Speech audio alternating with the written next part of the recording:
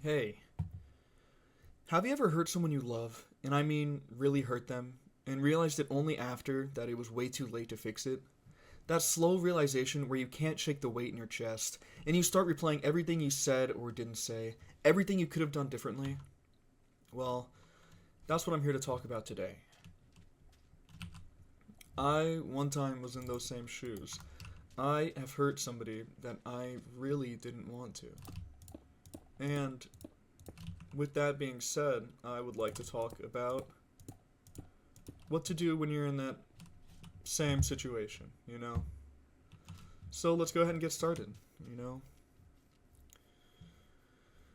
Well, that whole thing, that's happened to me before.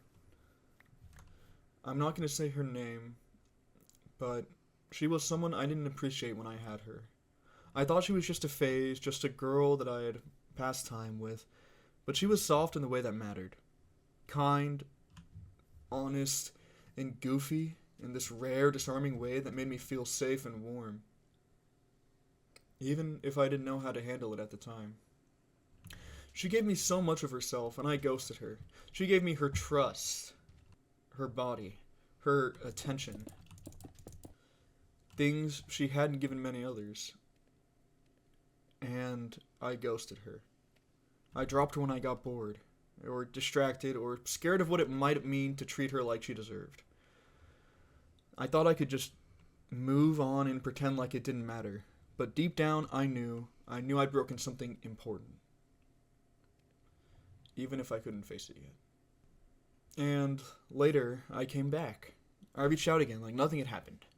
And she responded with a quiet grace that honestly haunts me.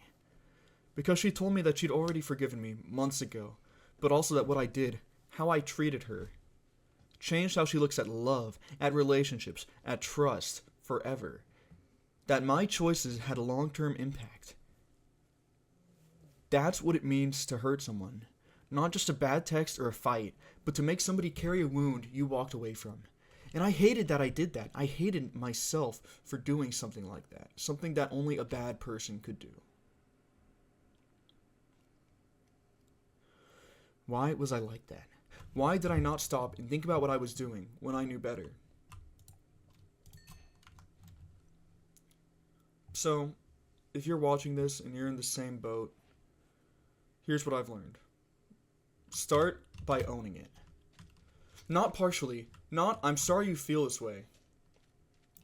Just say it. I hurt you and that is on me. Don't blame your stress or your childhood or your mental health. Even though that's what caused your behavior, it still doesn't justify what you did. After that, apologize with no expectation. That's the hardest part. You don't get to decide if they forgive you. You don't get to rewrite their healing process. And if they walk away, even forever, you let them. That's part of the price. But that's not where it ends. The most important thing, I think, is that you change what you can control. You change you. You ask the real questions. You figure out what part of you let it happen and you chop it off like a diseased branch on a tree. You figure out what part of you let it happen. And then you grow.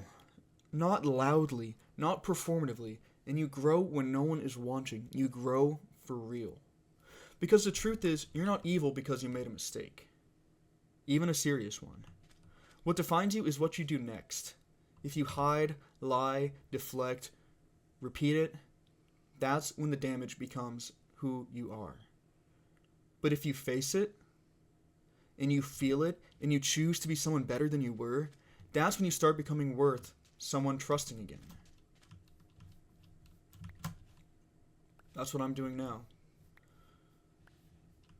One day at a time, quietly. I don't have all the answers, but I do know this. If you've hurt someone, the first step isn't fixing them. It's fixing you and proving with the rest of your life that you mean it.